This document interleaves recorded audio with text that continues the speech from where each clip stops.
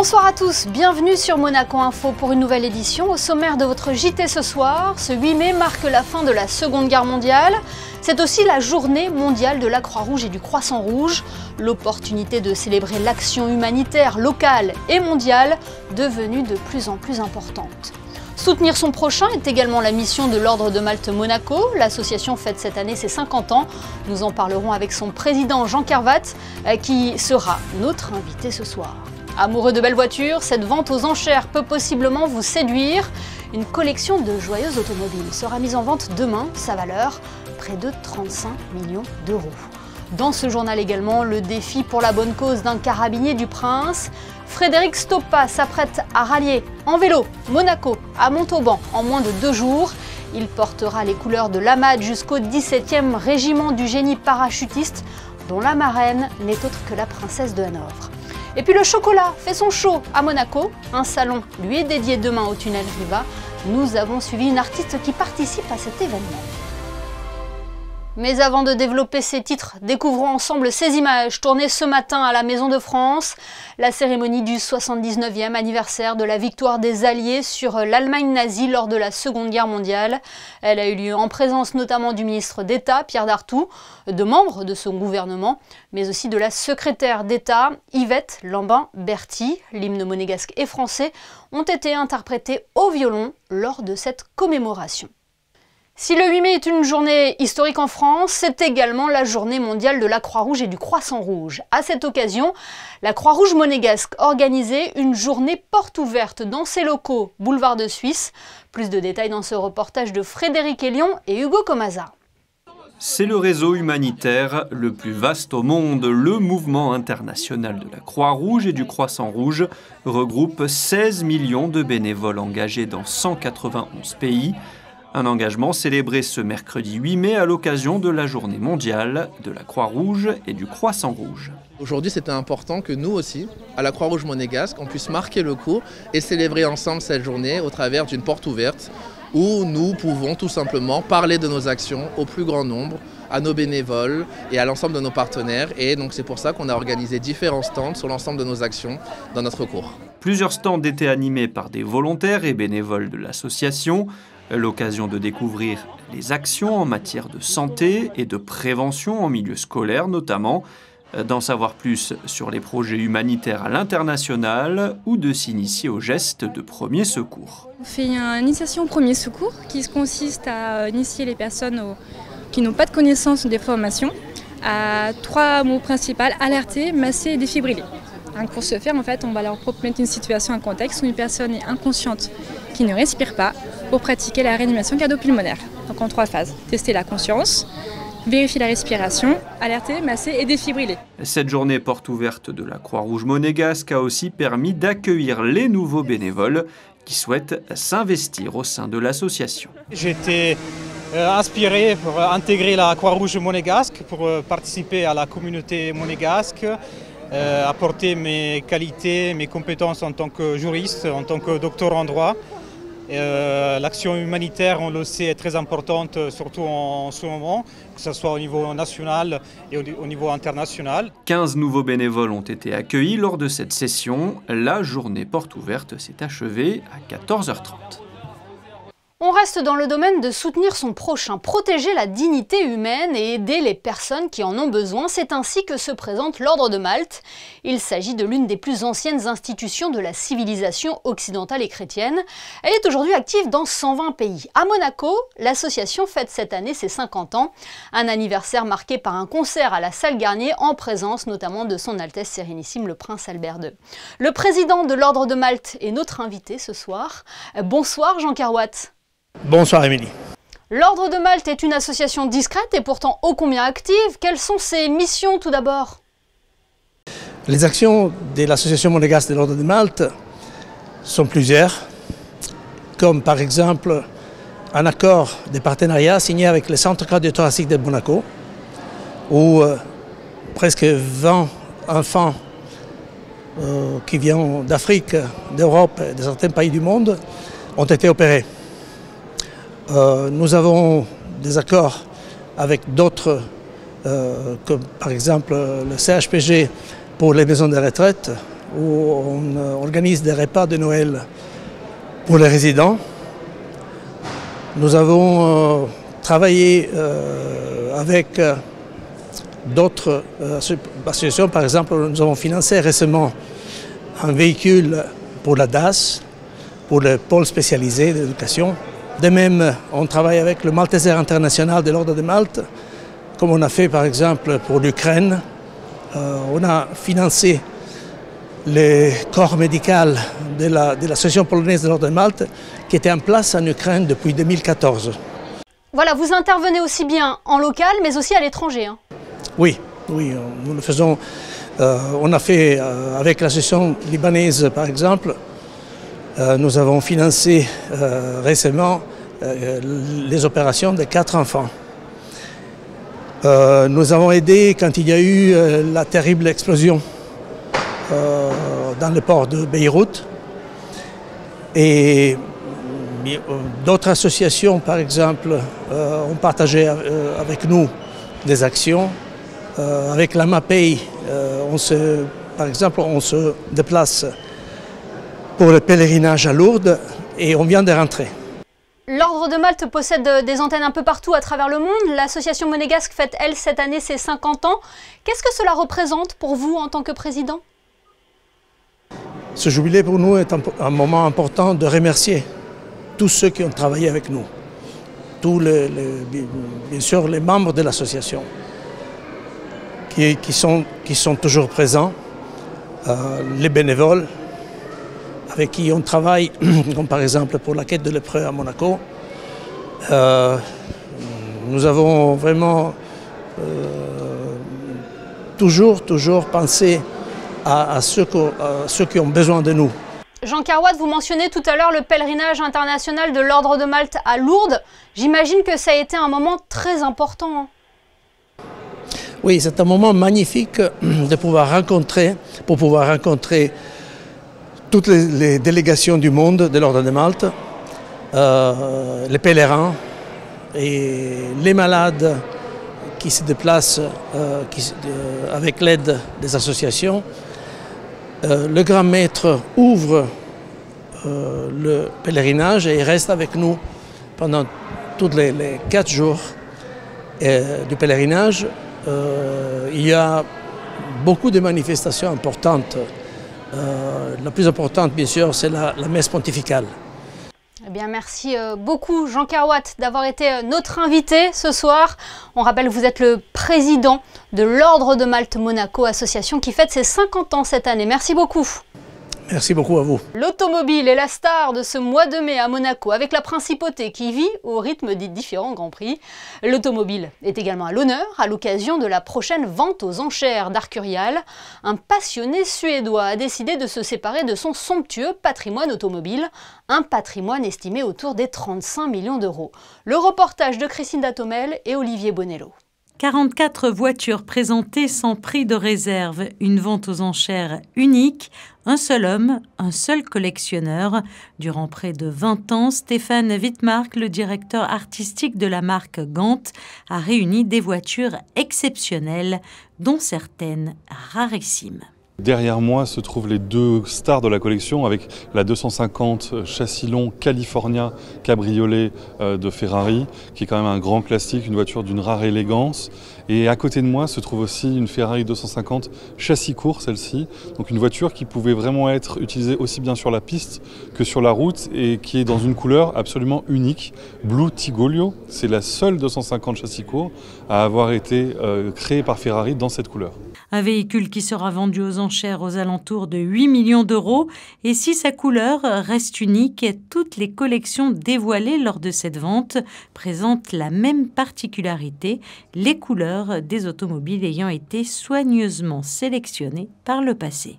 Ce qui fait qu'aujourd'hui, les voitures se trouvent dans un état exceptionnel, soit entièrement restaurées, soit complètement d'origine, avec toujours des couleurs un peu particulières, des verres un peu vipères, chez Porsche c'est le nom, cette couleur unique pour le châssis court. Donc c'est une collection d'esthètes plus que d'utilisateurs. Elles étaient stockées dans le centre de Stockholm, en sous-sol, soigneusement protégées, parce que comme vous le savez, en Suède, eh bien, il y a l'hivernage. Les mois d'hiver ne permettent pas d'utiliser les voitures.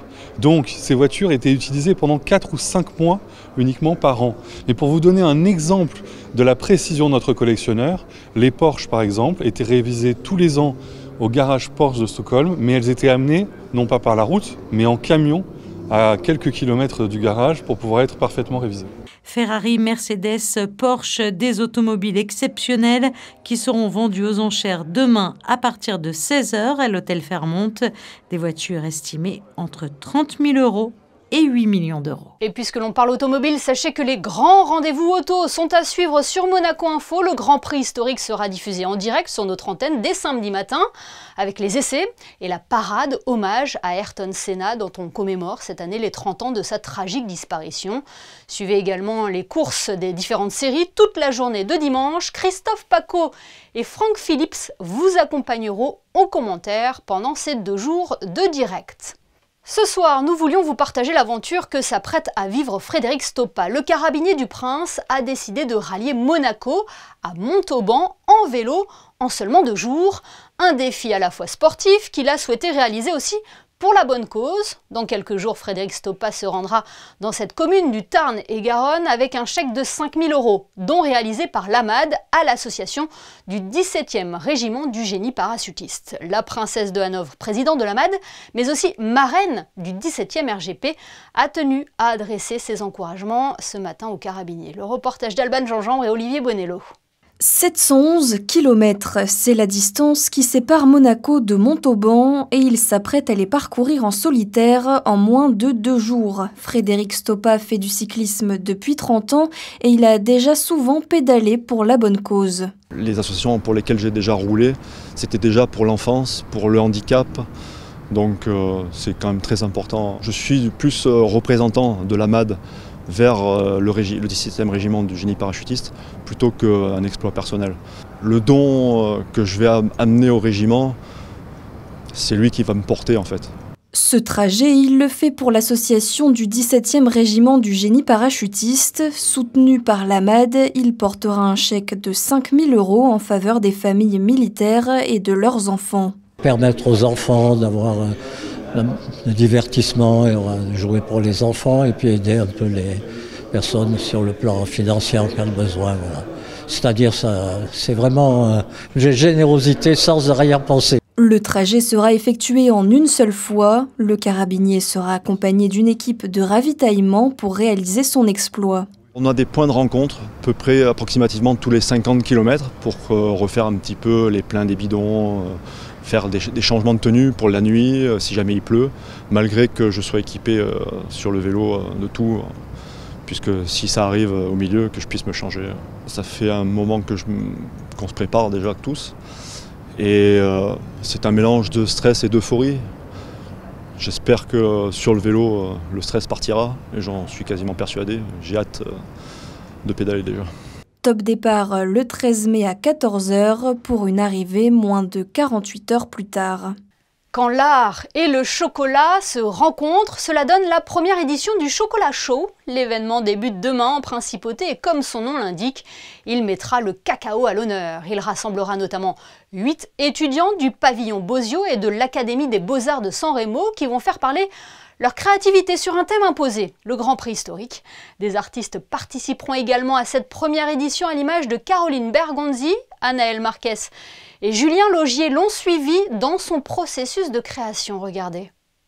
Dans la cuisine de Caroline Bergonzi, les odeurs de cacao envahissent la pièce. Et fondu, moulé, sculpté ou en copeaux, le chocolat se retrouve sous toutes ses formes. Mais cette fois-ci, ce n'est pas pour de la pâtisserie.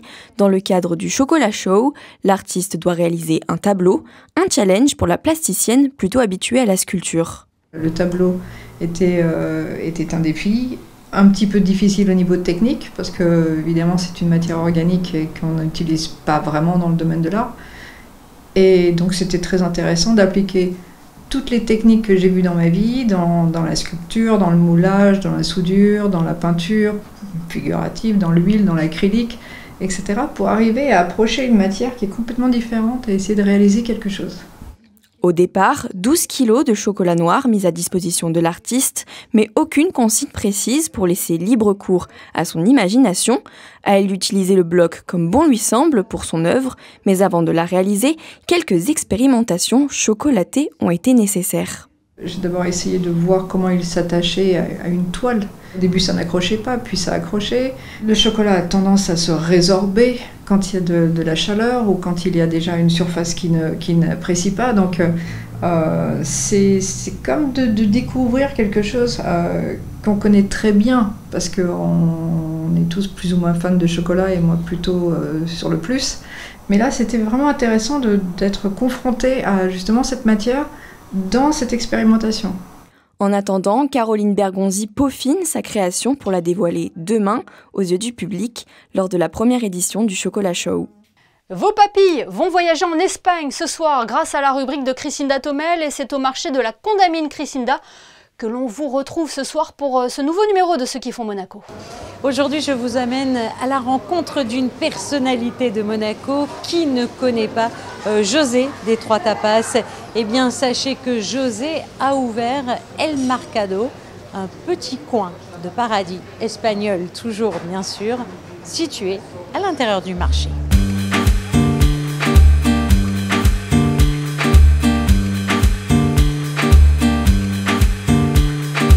Quand ils ont fait ce concept de Food Corner il y a quelques années. Et depuis ce jour-là, ça m'a toujours titillé de faire un peu mes spécialités ici, d'amener un peu l'identité espagnole. Alors, qu'est-ce qu'on peut retrouver chez vous? Alors, principalement, c'est les jambons. On est basé sur des sandwichs. On fait venir du pain d'Espagne sous atmosphère protectrice. Il vient de Malaga, c'est une recette antique. Et c'est un pain très particulier, sans lactose, sans huile, qui se marie bien avec le jambon pata negra notamment. Et c'est une de nos spécialités. On a aussi les petites tortillas, donc très identitaires aussi espagnoles. On les fait farcis sous forme de petits burgers. On a aussi le poulpe de Galice. Il est cuit de façon traditionnelle. Il arrive déjà cuit, on n'a plus qu'à l'assaisonner. Et après, on l'adapte aussi à la volonté du client. Alors, tout vient d'Espagne? Oui, oui, sauf on va dire la matière première, légumes, tomates, etc. où je me sers dans le marché. On a cette chance parce que c'est vraiment exceptionnel ce qu'on a. Et du coup, je profite de cette proximité. Et sinon, tout ce qui est charcuterie, fromage, tous les produits vraiment très identitaires, aussi le vin, aussi la bière de temps en temps, viennent d'Espagne. Le concept, c'est vraiment de commander ici et sous forme de plateau. On peut consommer sur place. Toutes les tables sont libres à tous les clients. On a aussi un petit service traiteur ponctuel selon notre disponibilité parce que bon, c'est un petit établissement. Mais on fait pas mal oui, des anniversaires, les personnes viennent prendre des plateaux déjà composés. Donc on facilite un peu le travail à domicile en apportant quelque chose d'authentique. Sachez que José vous attend du mardi au dimanche de 8h30 à 15h pour vous faire découvrir la pata negra bien sûr, mais également toutes les spécialités de chez lui. Et puis José vous accueille également tous les jeudis et vendredis soirs à partir de 18h pour un apéro dans la pure tradition espagnole. Avant de découvrir ensemble les prévisions météo, cette information pratique à prendre en compte. Les inscriptions pour le mini-club du Larvoto sont ouvertes depuis le 6 mai dernier et ce jusqu'à la fin du mois. Rendez-vous sur le site Portail Famille de la mairie de Monaco, dont l'adresse s'affiche en bas de votre écran.